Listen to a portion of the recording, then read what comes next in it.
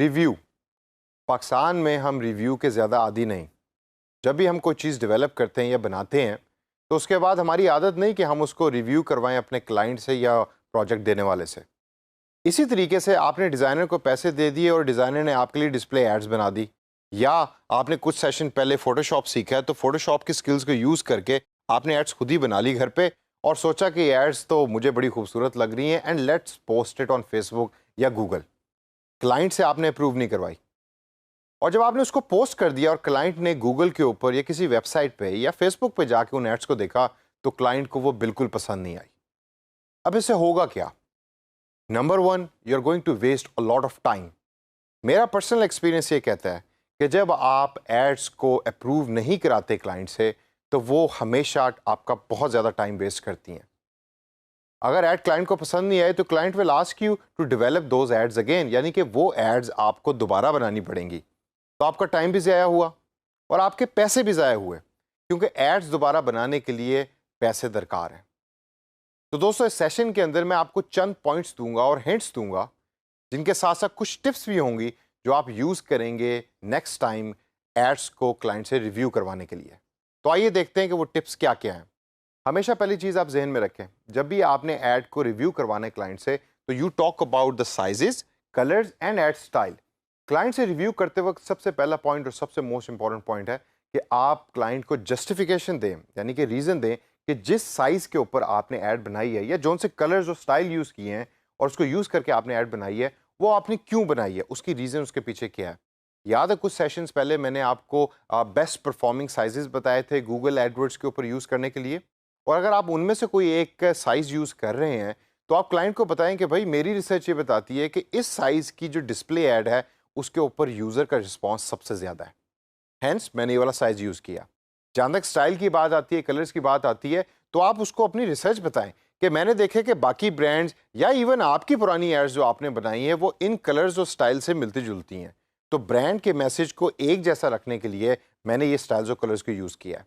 जब आप ये जस्टिफिकेशन क्लाइंट को दे देंगे, और याद रखिए कि हमेशा रीज़न और जस्टिफिकेशन क्लाइंट पसंद करता है क्योंकि वो आपको पैसे दे रहा है तो उसका एक हक बनता है कि वो आपसे रीज़न पूछे, और जब आप उसको रीज़न दे देंगे तो client most of the time comfortable होता है और उसके बाद कुछ फीडबैक देगा, उस फीडबैक को आप इसके अंदर एड्स के अंदर इंटीग्रेट कर दें और एड्स को चेंज करें and then you can post the ads with confidence on Google और फेसबुक। अब इसे आगे चलें। अगला पॉइंट जो क्लाइंट से रिव्यू करते वक्त आपने जहन में रखना है वो है प्लेसमेंट एंड बजट का। क्लाइंट को बताएं कि किस जगह पे ये एड्स प्लेस होंगी और इसके ऊपर कितना बजट लगेगा।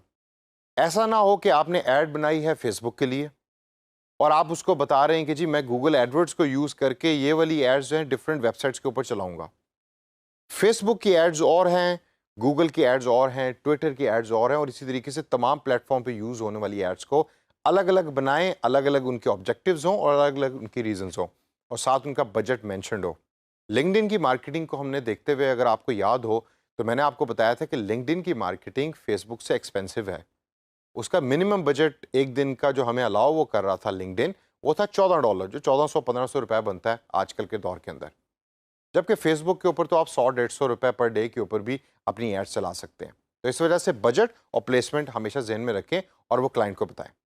इसे आगे चलें और आगे चल के जो सबसे इंपॉर्टेंट चीज़ आपने क्लाइंट को बतानी है वो कंपैरिजन है between your ads and the competition in the industry, यानी कि उस पर्टिकुलर इंडस्ट्री में, जिस इंडस्ट्री में आपका क्लाइंट एग्जिस्ट करता है, उसके अंदर जो बाकी की कंपनियां एड्स बना रही हैं उनका कंपैरिजन क्लाइंट को दिखाएं।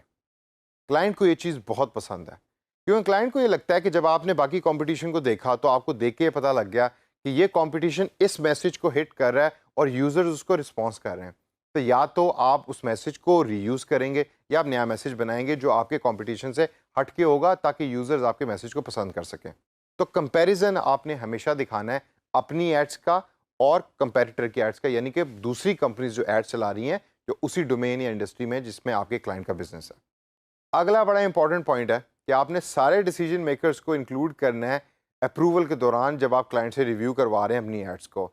मैं इस पॉइंट के ऊपर जितना भी जोर डालूं वो कम है। मेरा पर्सनल एक्सपीरियंस हमेशा ये बताता है कि आपने एड्स भेजी रिव्यू के लिए, एक बंदे ने उसको रिव्यू करके वापस भेज दिया, आपके पास टाइम कम था, आपने ऐड को पोस्ट कर दिया, जब दूसरे बंदे ने जो ऑल्सो डिसीजन मेकर है उस कंपनी के अंदर, उसने एड्स देखी, उसको पसंद नहीं आई, और फिर दोबारा से आपको रिव्यू आ गया और आपका टाइम भी वेस्ट हुआ और पैसे भी वेस्ट हुए, and hence the whole activity went in vain. तो जब भी आपने रिव्यू करवाना है तो मेक श्योर करें कि पहले फाइंड आउट करें कौन कौन से डिसीजन मेकर्स हैं, और जो डिसीजन मेकर्स हैं उन सबसे आप अप्रूवल लें और रिटर्न के अंदर अप्रूवल लें, और अप्रूवल लेके फिर पोस्टिंग की तरफ जाएं। अगला पॉइंट है पुश फॉर अर्लियर टाइम। इससे मुराद ये है कि अगर कोई ऐसा हॉलीडे आ रहा है जिसका 14 अगस्त है और आपने उसके लिए कैंपेन डिज़ाइन की है, तो ऐसा ना हो कि आपने 12 और 13 अगस्त को कैंपेन डिज़ाइन की और आपने क्लाइंट को भेजा है और आपने क्लाइंट को अब जोर डाल रहे हैं कि भाई इसको रिव्यू करके वापस भेजो। अगर 14 अगस्त को आपने किसी चीज़ को पोस्ट करना है तो कितना अर्सा पहले आपको पोस्ट बनानी पड़ेगी? याद करें, सेशन में पहले मैं आपको सिखा चुका हूँ। 1 महीना पहले बनाकर उसको भेजिए और भेज के क्लाइंट का फीडबैक लीजिए और उसको चेंज करें। इस तरीके से टाइम आप मैनेज कर सकते हैं। जितनी जल्दी पोस्ट को आप भेजेंगे क्लाइंट को, जितनी जल्दी आपको रिव्यू आएगा, उतने ज़्यादा रिलैक्स आप होंगे। दोस्तों, इन सब पॉइंट्स के बाद लास्ट में मैं आपको एक और सजेशन देना चाहता हूँ। जिस तरह मैंने पहले भी आपको बताया और समझा चुका हूँ और मैं अब आपको दोबारा बताऊंगा, फीडबैक से नहीं घबराना।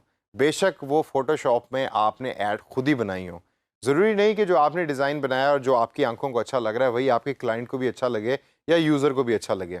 इन तमाम चीज़ों के बाद और स्टेप्स के बाद भी अगर क्लाइंट आपको कहता है कि भाई मुझे बैकग्राउंड कलर अच्छा नहीं लगा, या वो जो बिल्डिंग की तस्वीर तुमने डाली थी मुझे तो वो बिल्कुल भी अच्छी नहीं लगी, तो चेंज करें। क्लाइंट की बात को सुने, क्लाइंट आपका कस्टमर है और आप क्लाइंट की बात को सुनेंगे, आपका रिलेशनशिप क्लाइंट के साथ स्ट्रांग होगा और फ्यूचर के अंदर आपको क्लाइंट और भी प्रोजेक्ट्स देगा और अच्छे रिव्यूज़ देगा। तो इन तमाम रीजंस को और टिप्स को जहन में रखें और नेक्स्ट टाइम जब भी आपने ऐड बनानी है तो आपने रिव्यू करवानी है क्लाइंट से और रिटर्न में अप्रूवल लेनी है।